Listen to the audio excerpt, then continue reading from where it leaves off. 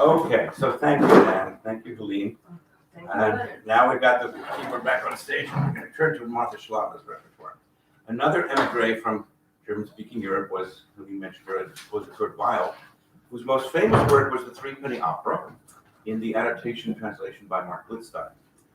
Now, these next pieces are all works that Martha performed as part of her Kurt Weill cabaret with Will Holt, or her Blitzstein-Bernstein program with Alvin Epstein, on which I was a consultant, or her Yiddish program, or her one-woman show, A Woman Without a Man Is...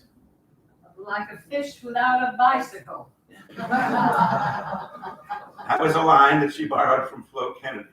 But first, I'm going to sing the title song from Kurt Weill's last musical, Lost in the Stars. This was a favorite song not only of Martha's, but of the late great singer Tony Bennett, who was very close to Helene's family.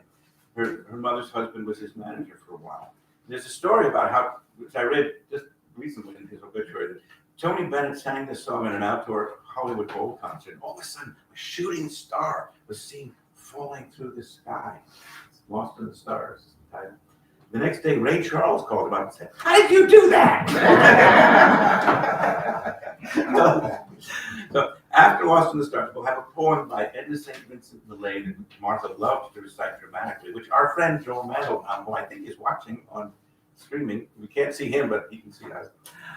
He set it to music in one of our very favorite songs that Helene will sing. Then one of Kurt Weill's most famous songs from the show Knickerbocker Holiday. And then the last song that Martha ever sang from Leonard Bernstein's Candide, which was kind of autobiographical, both for him and for her. And you have the line, sir. Concerning Yiddish classic. Sung by a girl who's made a questionable life choice, falling in love with a klezmer fiddler. Arranged by Leonard especially for me and Wade. So five numbers. She changed the script. It